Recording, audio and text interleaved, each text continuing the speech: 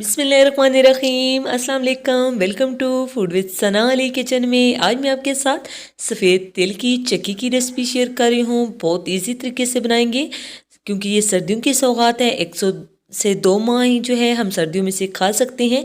इसकी तासीर गर्म होने की वजह से हम जो है गर्मियों में से नहीं खा सकते और इसके जो है हमारी सेहत के लिए बहुत ही बेनिफिट्स हैं। इसलिए आप भी ये रेसिपी ज़रूर ट्राई कीजिएगा और बहुत सी टिप्स आपके साथ शेयर करूंगी चक्की को तैयार करने के लिए। इसलिए पूरी वीडियो देखनी है, स्किप बिल्कुल नहीं करनी। चलें जी बनाना शुरू करते हैं। सबसे पहले हम जो है काउंटर पे जो है ऑयल से ग्रीस कर लेंगे जहाँ पे हमने चक्की तैयार करनी है। ये काम आपने पहले करके रखना है क्योंकि हम बाद में नहीं कर सकते। और बेलन के ऊपर भी हमने अच्छे से ऑयल जो है अप्लाई कर दिया है। एक पैन में हमने आधा कप सफ़ेद तिल ले लिए हैं और बिल्कुल लो फ्लेम पे हम इन्हें रोस्ट करेंगे ताकि इनकी नमी ख़त्म हो जाए और ये थोड़े से जो है क्रंची और खस्ता हो जाए।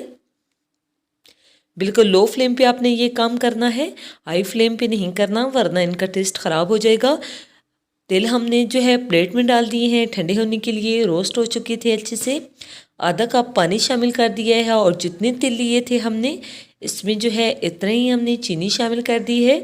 अगर आप गुड़ से बनाना चाहते हैं तो आप इसको गुड़ में भी बना सकते हैं।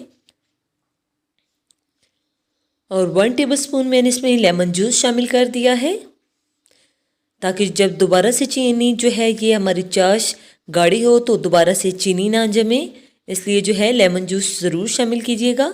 अब एक बाउल में हमने पानी लिया था, इसमें हम थोड़ी सी ये चाश जो है वो शामिल कर देंगे और कुछ सेकंड तक इसे स्टे देंगे। आप देख सकते हैं कितनी क्रंची हो चुकी है। बिल्कुल हमें इतनी ही चाश चाहिए है। अब हम जो तिल रोस्ट करके हमने रखे हुए थे वो इसमें शामिल कर देंगे और जो है बिल्कुल लो फ्लेम रखनी है। जल्दी जल्दी से इसको मिक्स कर लेंगे। फ्लेम को हमने ऑफ कर देना है और काउंटर पे जो हमने जगह तैयार की थी ऑयल से ग्रीस की थी वहाँ पे जो है ये सारा बैटर डाल देंगे और रोलिंग पिन की मदद से इसको बेल लेंगे जितना पतला आप बेलना चाहते हैं। इसकी शेप अगर थोड़ी ख़राब भी हो जाए तो आपने टेंशन नहीं लेनी, कटिंग के दौरान जो है ठीक कर लेनी है। और थोड़ी गरम गरम ही हम इसकी कटिंग कर लेंगे। अगर जो है ये ठंडी हो जाएगी तो फिर इसकी कटिंग नहीं होगी।